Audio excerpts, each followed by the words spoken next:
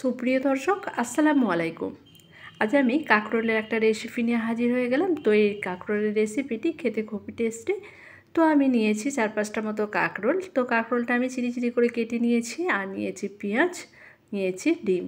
তো আমি যে পরিমাণ কাঁকরোল নিয়েছি তার হাফ নিয়েছি পেঁয়াজ। তো আমি গ্যাসে একটা কড়াই চাপিয়ে দেব। তো কড়াইটা গরম হওয়ার পরে আমি সরষের তেল দিয়ে দিলাম।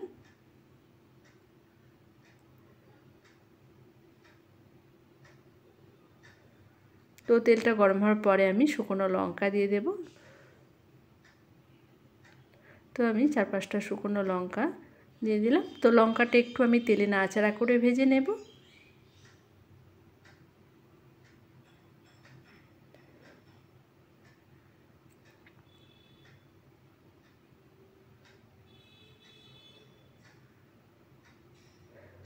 তো লঙ্কাটা লালচে কালার চলে আসার পরে আমি কেটে রাখা কাঁকরোলটা দিয়ে দিলাম।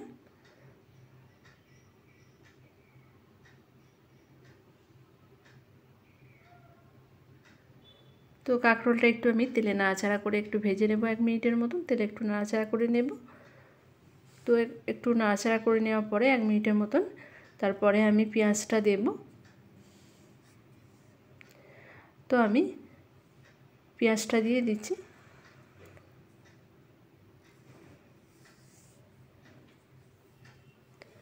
তো আমি স্বাদ মতো লবণ দেব।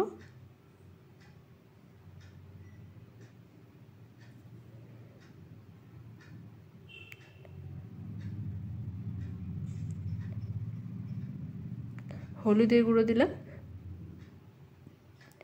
তো হলুদ ও লবণটা আমি একটু পেঁয়াজ ও কাঁকরোলের সাথে নাড়াচাড়া করে মিশিয়ে নেব।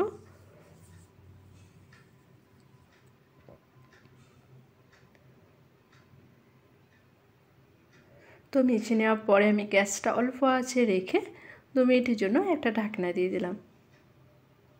তো 2 মিনিট পরে আমি ঢাকনাটা খুলে একটু কাঁকরোল ও পেঁয়াজটা নাড়াচাড়া করে উল্টিয়ে দেব।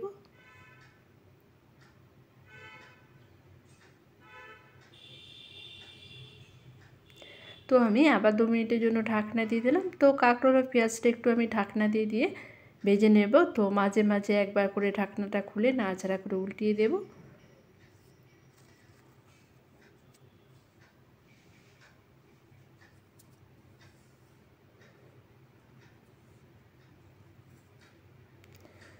তো আমার কাঁকরোল ও পেঁয়াজটা ভাজা হয়ে গেছে, নরম হয়ে সিদ্ধ হয়ে গেছে।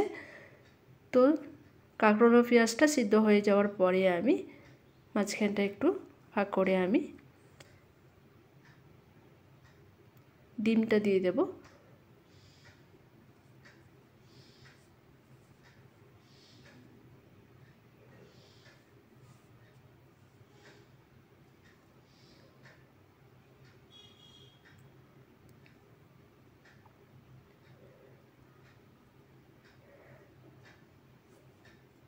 তো আমি ডিমটায় একটু লবণ দিয়ে দেব স্বাদ মতন।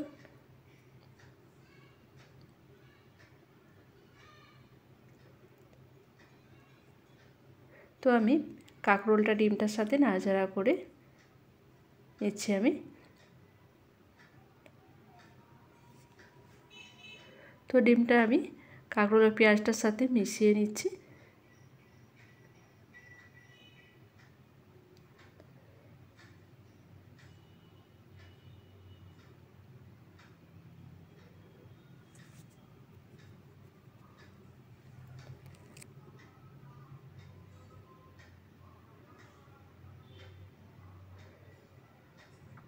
তো ডিমটা কাঁকরোলটার সাথে মেশানো হয়ে গেছে। তো আমি একটু গ্যাসটা অল্প আঁচে রেখে 1 মিনিটের জন্য একটা ঢাকনা দিয়ে দেব।